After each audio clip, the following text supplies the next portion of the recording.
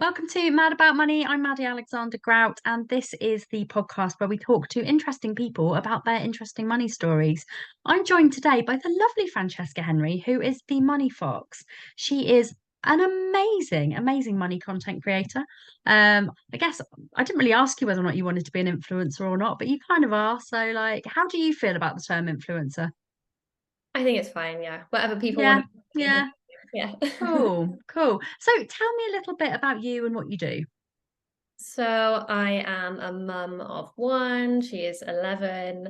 I I run the Money Fox. I don't know really it's like hard putting it all into one thing, isn't it? When you feel like I do so many different things. But Yeah.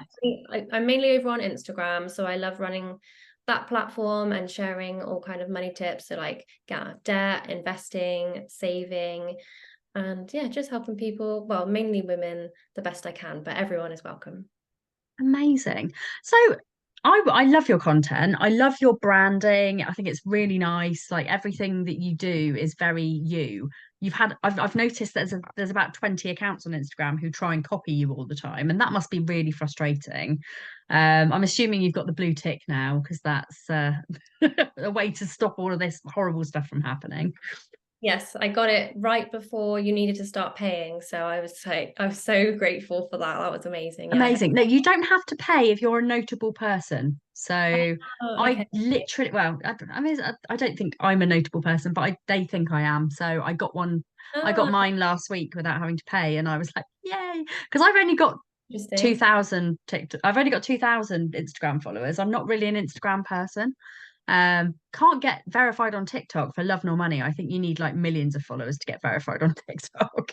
But that's kind of where I hang out. But yeah, it's really nice to like finally have a chat with you. It's nice to be like I'm always a big fan of like other money creators, like being collaborative and chatting and investigating.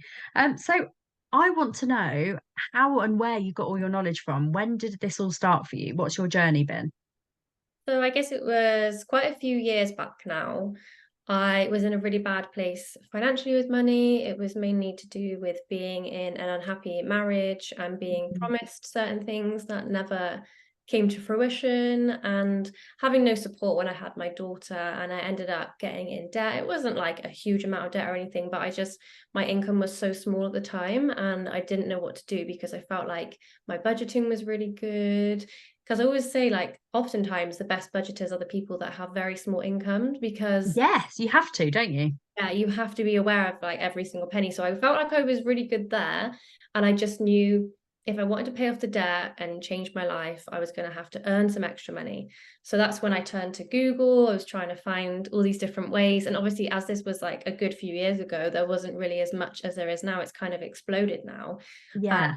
Everything I found was kind of American focused, and I couldn't relate to it in any way. But Mm. it came to the point where I was like, okay, I'm just going to need to try something, like anything. So I picked something, it worked, and it just made me feel so, I felt so confident. I felt like, oh, I can make extra money. Because I think at that time, I didn't know anyone that was doing, side hustles or anything like that. Yeah. Everyone around me was just doing, their jobs and stuff. No one did anything on the side. So it was a real leap of faith that I took. And then it just kind of snowballed from there. I realized that if I found it hard to find those tips, then other people would as well that were in the same place Yeah. as me. And so I wanted them, if they were looking on Google and feeling really lost, I wanted them to find me, so where I could say, I'm here, I know what you're going through, and these are my tips, what I've done. So yeah, like I said, it's kind of snowballed from there and just been a great journey, really. Amazing. So what's been your favorite side hustle that you found? So my first one that I did was one of my favorites, which was mystery shopping. And I feel like a lot of people Mm. still don't know a lot about it. And when I talk about it, they're like, oh my God, I need to do that. And Yeah. I think what was so good about that, as at the time, because I had no money, and I mean none, I really liked the fact that I could get some free food. That was a huge thing to me. Like, I even know. Who doesn't like free food? I know, but at the time, I never bought myself any food out. I mean, ever. So the fact that I could go and get some food out was like a real big thing for me. But one of my favorite ones is probably dog boarding, just because I love dogs. And my daughter was always begging me for a dog. So it was a good way for me to like let her have a dog, but also then give the dog away and not have to pay for the dog. Nice. Yeah. But yeah, I mean, I like them all really. No, I mean that's really helpful. I think now that there's like sites like Borrow My Doggy though, does that kind of like put a bit of a dampener on the people paying you to look after their dog, or do they still do it? I don't do it currently at the moment because Okay. my partner doesn't want me to do. And also Rude. we've just got we have a very nice house, like very tidy, and yeah, he doesn't want fur everywhere. But we have just got a kitten. So there's that. Oh, Yeah, so oh, now amazing. yeah, we convinced him to get a kitten. We had a compromise. But no, I think it's still really popular. And especially, I think with people's pets, they want to pay good money knowing that their pet is okay. A lot of people, if they're going away for a long holiday or something, they're really worried, especially with leaving their dog, I find. They're really, really worried about leaving the dog because the dog is such an integral part of the family. Yes. And they want to know that if they can see your site, or because not necessarily your site, it could be a site that you're on, they can see reviews and stuff like that, Mm, like feedback, and I think they like to know that and feel confident in leaving their pets behind. So yeah, I think it's still very popular. I'm still number one listed on the website that I used to use. oh, So nice. I had so many good reviews, so yeah, I loved it. Oh. Oh, that's really nice. Like, yeah, I mean, I hadn't really thought about that as a side hustle, but I've rented out my driveway before, which is, quite lucrative. Like Yeah, it's normally about like £100 a month, which isn't too bad. yeah, I do survey sites every now and again, but I get really bored of them. Like I think I've got ADHD and my attention span is really not good enough to do survey sites. yeah. Mystery shopping I used to do when I was about 17, 18. That was really early on, and I haven't done any for like years and years and years. And actually, I think something that I maybe would look into again, because you're right. Like, who doesn't like getting free food? Yeah, Always a good idea. It's nice, isn't it? Is there anything else that you'd recommend? in terms of recommending, I think my favorite thing to recommend at the moment for making extra money is probably market research. I just think Yes. you can get such large amounts of money. I mean, and such a good hourly rate. Like a lot of places will do like £50 an hour, and I think that's Oh, such wow. a good hourly rate. Like I did one recently where all it is was they were doing a new kind of app, and they just wanted me to look at the app and the two different prototypes and let me know which one I preferred. Oh, And that wow. Okay. and it was actually less than an hour, so I think it was about 45 minutes. But I think that I love because if you're looking for a side hustle that is so flexible, because Mm, they understand a lot of people work during the day and they can do evenings and stuff like that. And they often say, when could you do? And they give you a various lists of times and stuff. And then you're only applying for ones that are relevant to you with the times you can do anyway. So yeah, I think you can make a lot of money from market research. So I always recommend yeah. it at the moment. What sites would you recommend? Oh my gosh, there's so many. So I'm trying to think which one so Bunnyfield was the one I just did myself, the last one. Then there's Respondent. I have a list on my phone if that helps. Oh, yeah, very much so. Rather than- Yeah. From a selfish point of view, I want to start doing it. I Yeah, think it sounds like yeah. There's just so yeah, many. I can't remember off the top of my head. So Respondent, D Scout, which is an app, Q Research, Zest Fieldwork, that's using what I've done before. Q research. yeah. You Mm, can use Askable, take part in research opinions, people for research. That's just a few. So yeah, there's lots nice. to try out. Interesting. So when did you decide that this was something that you could do full time? I think when I was making quite a lot of money from it, to be honest, Mm. I hadn't really thought about it before, but I don't like doing it full time, I have to say, because I actually don't do it full time technically at the moment. Basically, Oh, I was doing it full time in the pandemic. And then because my daughter was at home with me and I was homeschooling her and my partner was home, yeah. when they finally left and went back to school and work, I felt really lonely. Oh, bless you. Because they were just with me, because you know what it was like, Yeah. everyone was together 24/7, like it wasn't like normal. You see, I don't know what that was like because I didn't have Oh, that. No, my husband worked because my husband's a gardener. So he was oh. growing fruit and vegetables for like supermarkets and big houses. And so he was going to work every day. So I was stuck in on my own with the kids. So I found lockdown like the most lonely time ever. It was horrible, in fact. Like I barely saw my husband, but I think that saved our marriage. It's like you hear about all these people that like live on top of each other and like it was just too much. Like we had the opposite. So it was nice. We came out feeling really fresh and everyone else is like rocking in the corner and we're like, yeah, happy anniversary.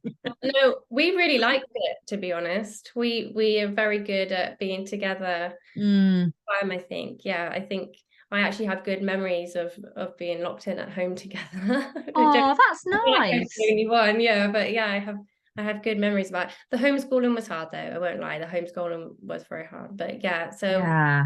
I think I realized then that I didn't maybe want to do it full time being self-employed. So Mm. I went straight into full-time employment as well, which was a Oh, bad wow. idea. Yeah, bad idea. And then I went to part-time, and then I'm doing like a part-time slash full-time kind of role now as well. But that works best for me because I work really well under pressure. If Okay. I have too much time, like if I have all day to do it, then I will take all day. But Procrastination. yeah, Yeah. I like working in the evenings anyway. That's my best like creative juice Okay. time. So it works so much better for me to do stuff in the day and then in the evening. I think I have like a good balance. So yeah, That's good. So what are you doing for your full-time job? I am a sales rep and I'm very new Ooh. to it. Yeah, but I'm enjoying it.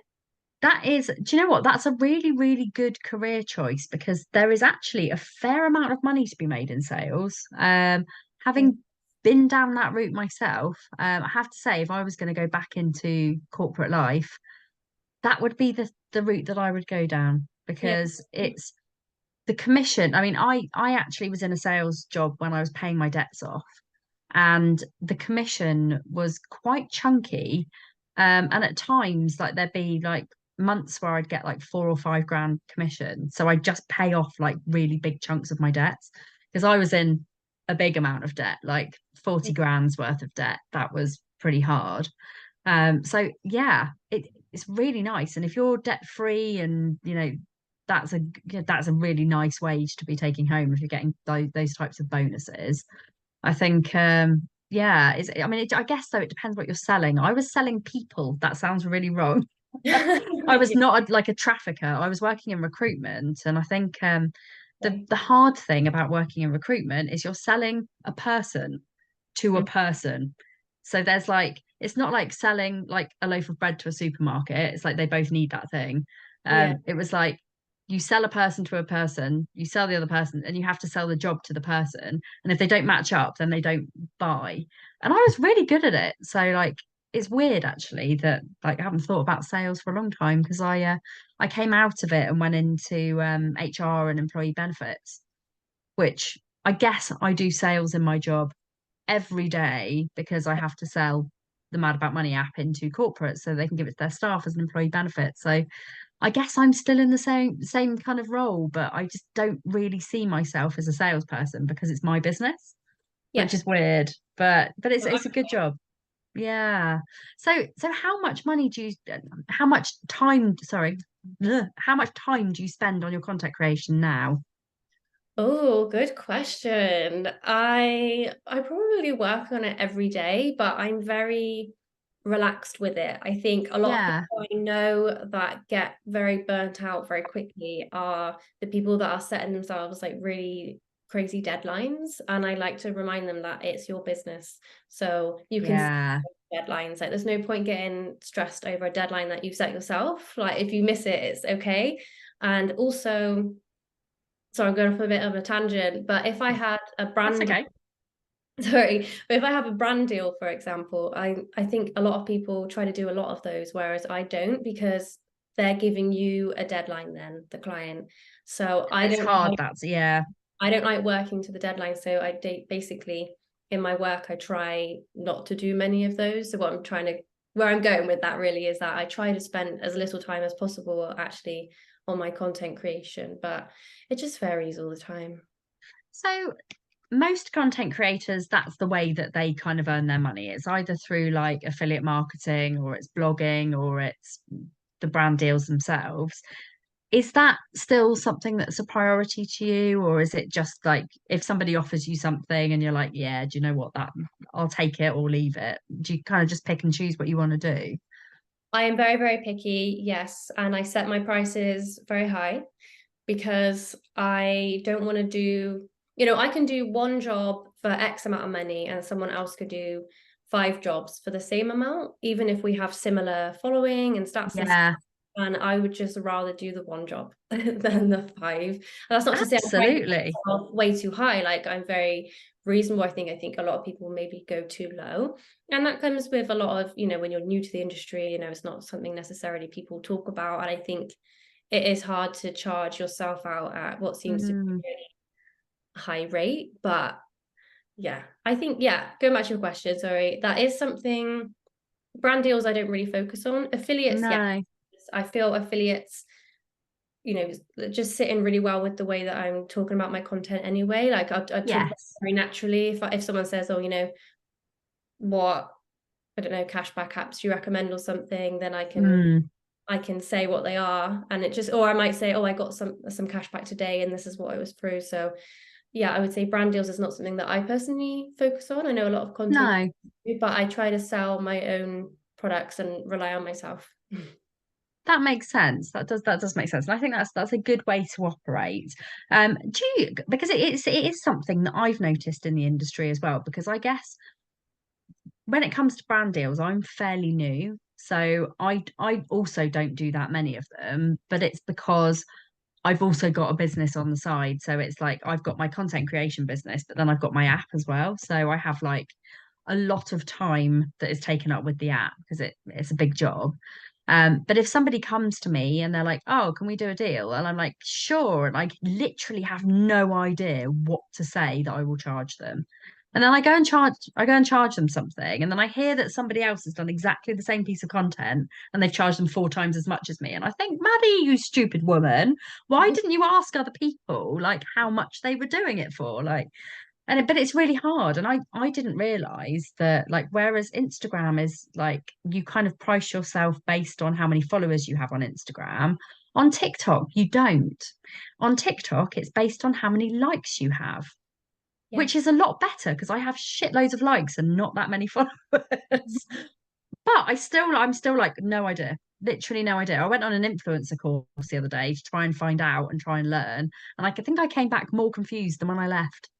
And I Um, don't know why people don't talk about it. It's a really weird, like, it's a weird thing. And you would have thought that, because everybody has different personalities and different ways that they do things.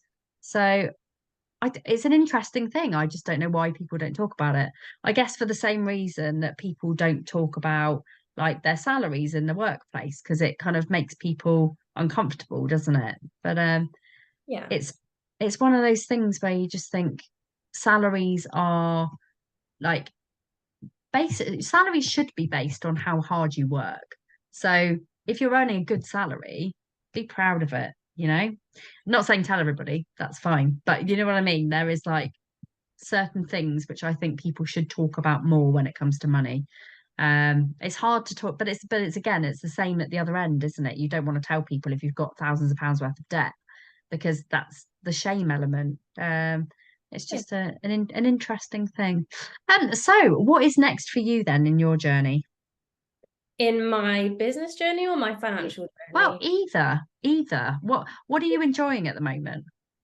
Well, actually, me and my partner were just having a chat earlier about our financial goals in the future because Nice. we're very torn between, do we stay in current house and become mortgage free, or do we go 2 steps up, skip out the middle step and go straight up and have a mortgage for a bit longer?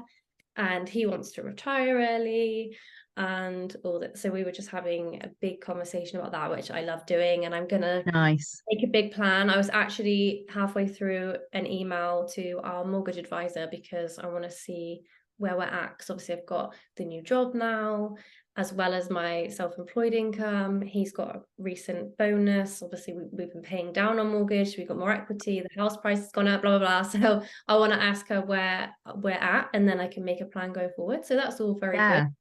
And then, yeah, in my business, I think I'm trying to focus more on, like I was saying, more stuff that I can produce myself and just really go in on that. And I'm trying to really streamline all my content creation and stuff so I can, make it easier on myself. And I definitely want to come into TikTok, because I've tried it before, but I find it too fast-paced for the way that I like to be. But I also want to start YouTube, and I also want to start other businesses. So you know what it's like when you're a creative mind, you just do it all. It's hard. And I think that's actually one of the reasons why I like TikTok so much, is because I'm a very fast-paced person.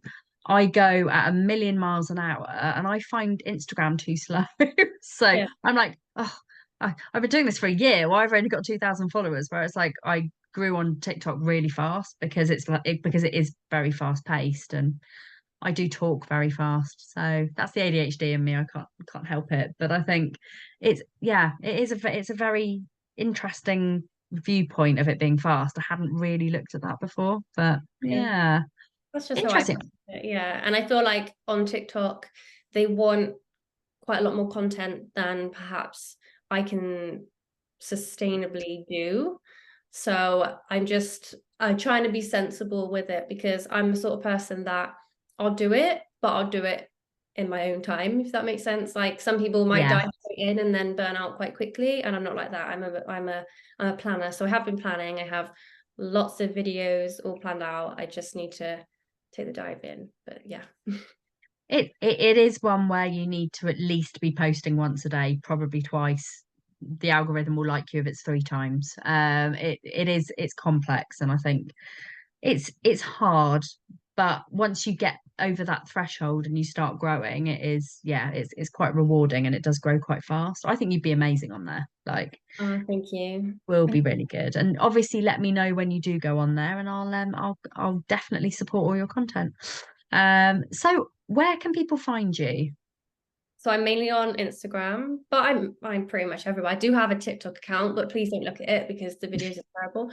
But yeah, I'm mainly on Instagram at the.moneyfox, and I have a website, themoneyfox.com, which I had COVID like a few months ago, Oh and no. I need to be productive, so I redid my whole website. So if I say so myself, it looks lovely. So please check it out. Ah, I don't yes. really look at websites that much anymore, but I put a lot of hard work into it. So please look.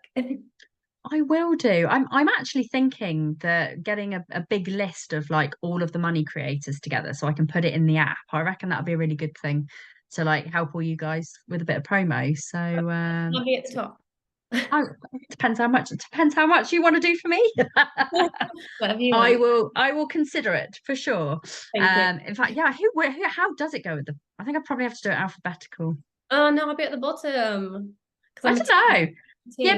But you'd be well, you could just be Money Fox, and then you'd be in the middle with like Mr. Money Jar and Mm. Miss Moneypenny, and there'd be a few others, wouldn't there? Yeah. But and me, I mean, if I was in the list as well, because I'd be Maddie or Mad About Money, so I'd be in the M's as well. So we could just have it.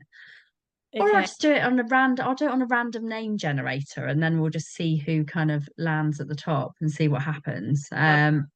But yeah, I think that's a good idea actually. I think I'm going to do that. I feel like everybody needs like marketplace listings so that we can get everybody in there. And it's what I'm trying to do is I'm trying to build a really, really nice community where like people don't have to worry about who's seeing their Instagram content and whether the people who are seeing their Instagram content or their TikTok content are the right people.